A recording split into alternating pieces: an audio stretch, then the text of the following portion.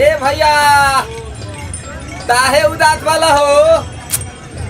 का कोही रे देखना बड़ी लाइन लागल बा। लाइन लगल बा तो दा ना तू है भिरिया में दल चढ़ा दो। उजा जल चढ़ता कि भांग चढ़ता? आथा बुझ गई नी यही थे थावन में बाबा बाबुलाई लहलन। अरे तो एकर कोनो उपाय बा? बानू इनता ते दो थल दली पियावे ते परी का रे? अब थू ना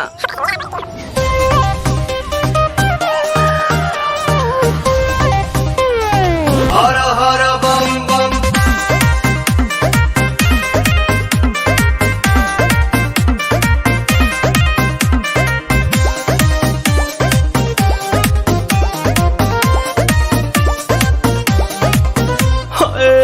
टेंशन में रहतानी काहे भोले दानी अभांगा जा छोड़ दी साफा लइकन के कहल मानी ताजा ताजा लाइल बानी अखिया खोली देख ली ना पीली पुदीना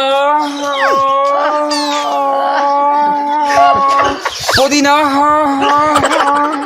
पीली पुदीना पीली पुदीना सावन भरही असो भगिया के बिना। रे बबिया ना पिहन का रे? लोता ना भैया हम पियावा तनी। हाँ हाँ पिया।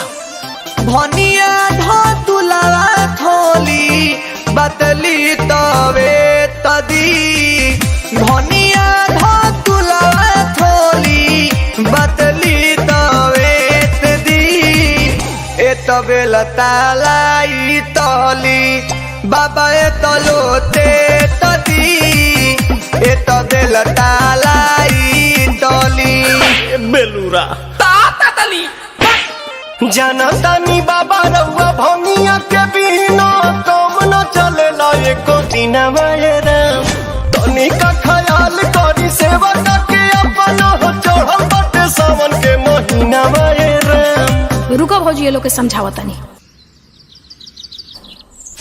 ले दादा अरे झूठो के भीड़ बाड़ा कइले हो सभे के बाड़ा झुरइले हो।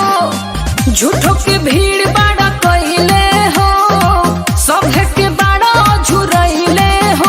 तोहर बिगड़ल काम बन जाई छन भर में बाबा के शहर में जादेव घर में बाबा के शहर में जादेव घर में बाबा के शहर में। ये बतिया ढंग से ना बोल तू।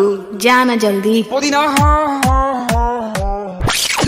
बहुत मेहनत से बनावा तनी एमे अंचित राजा अनिल अनवनिया है सब जोन लइका सब बहुत मेहनत करतनी भैया।